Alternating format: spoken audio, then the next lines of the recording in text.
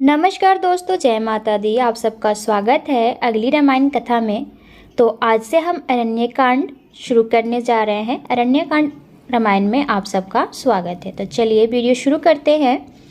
दंडकारण्य में सीता, राम और लक्ष्मण ने आसपास बनी कुटियों का एक सुंदर समूह देखा जिनमें ऋषि रहते थे।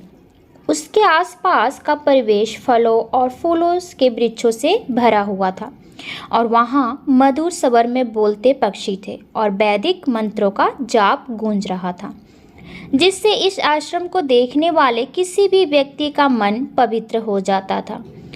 वहाँ आसपास हिरण और अन्य जीव जंतु निर्भय होकर विचरण कर रहे थे। राम और लक्ष्मण ने अपने धनुषों की प्रत्यंशता खोल दी और वे आश्रम के अंदर गए। ऋषियों ने अत्यंत प्रसन्नता के साथ उनका स्वागत किया और उन्हें रहने के लिए घास से बनी एक कुटिया दी।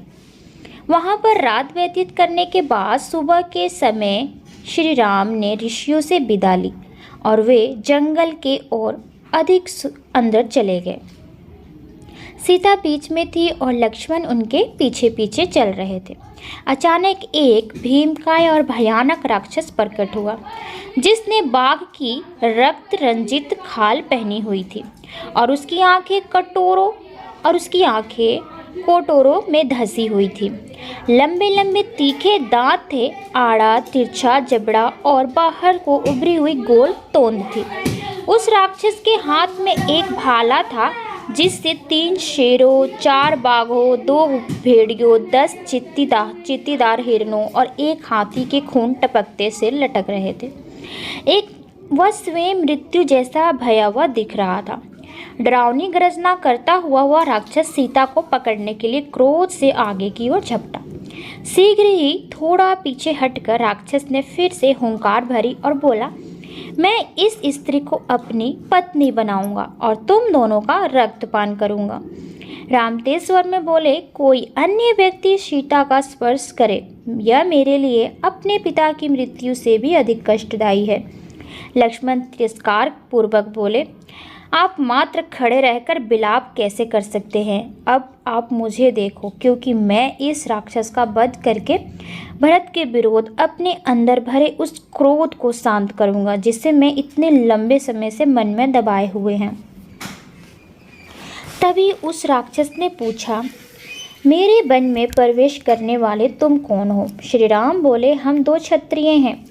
तुमने हमारा मार्ग रोकने और मेरी पत्नी को छीनने की धमकी देखने का दुस्साहस किया। कैसे किया?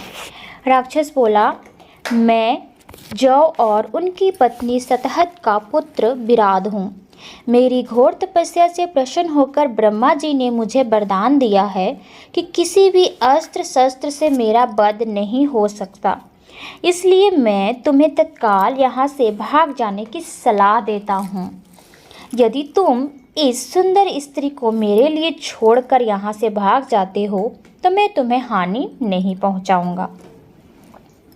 यह सुनकर क्रुद्ध हो उठे श्री राम ने अपने धनुष की प्रत्यंता चढ़ाई और पल भर में सुनहरे पंखों से सजित 7 बाण चला दिए, जिनसे छलनी होकर विराट जमीन पर गिर पड़ा और उसके शरीर से रक्त की धाराएं बह निकली। सीता को अपनी पकड़ से छोड़ने के बाद विराट ने अपनी बर्छी निकाली और वह द्रुत वेग से श्री राम और लक्ष्मण की ओर दौड़ा। दोनों भाइयों ने उस राक्षस पर अनगिनत बाण चलाए, परंतु इनके उत्तर में वह भयानक स्वर में हंसता रहा। विराट ने कुछ बाण तो खा भी लिए, जबकि ब्रह्मा जी के वरदान के परिणाम स्वरूप शेष बाण उसके शरीर पर लगकर नीचे गिर गए। हंसते हुए विराट ने अपना बर्छा फेंका, परंतु श्री राम ने अपने बाणों से इसके टुकड़े टुकड़े कर दिए। श्री राम और लक्ष्मण अपनी तलवारें लेकर विराट पर टूट पड़े, परंतु उसकी देह पर आक्रमण करने पर भी राक्षस ने श्री राम और लक्ष्मण को अपने हाथों में उठा लिया और उन्हें अपने कंधों पर उठाकर जंगल में ले जाने लगा। यह देखकर सीता करुण स्वर में चित्कार कर उठी, दया करके इन्हें छोड़ दो और उनके बदले मुझे ले जाओ। यह सुनकर श्री राम और लक्ष्मण ने विराट का तत्काल वध करने का निश्चय कर लिया। अपनी अतिमानवीय शक्ति का प्रदर्शन करते हुए श्री राम ने राक्षस की दाहिनी भुजा उखाड़कर फेंकी, जबकि लक्ष्मण ने उसकी बाईं भुजा उखाड़ दी। इसके कारण विराट अचेत होकर जमीन पर गिर पड़ा, जबकि श्री राम और लक्ष्मण ने उसे मुक्कों से मारे। लगातार पड़ते मुक्कों और लातों के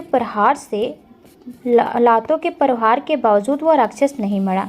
श्री राम बोले, प्रिय लक्ष्मण, इस राक्षस को युद्ध में नहीं मारा जा सकता, इसलिए इसे जिंदा ही गाड़ देते हैं।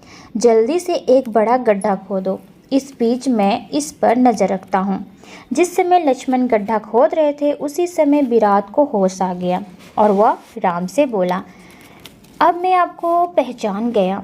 असल में मैं गंधर्व तुम्बुर हूँ और रंभा नामक एक अप्सरा के प्रति अपनी वासना के कारण मुझे कुबेर ने राक्षस बना दिया और कहा कि एक दिन आप मेरा उद्धार करेंगे। कृपया करके मुझे इस गड्ढे में गाड़ दें, क्योंकि इसी तरह से मैं इस शाप से मुक्ति पाऊंगा।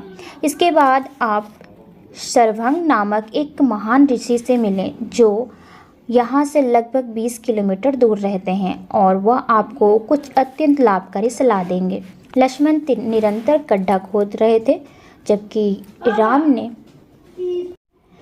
राम ने अपना पैर उस राक्षस की गर्दन पर रखा हुआ था। आखिरकार राम ने चित्कार करते राक्षस को उस गहरे गड्ढे में गिरा दिया और फिर बड़ी बड़ी चट्टानों से उस गड्ढे को भरकर उसे गाड़ दिया।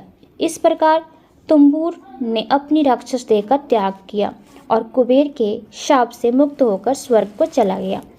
उसकी सलाह के मुताबिक सीता, राम और लक्ष्मण महान ऋषि सर्वभंग से मिलने चल पड़े। तो मिलते हैं अगले वीडियो में, तब तक के लिए ज़्यादा से धन्यवाद।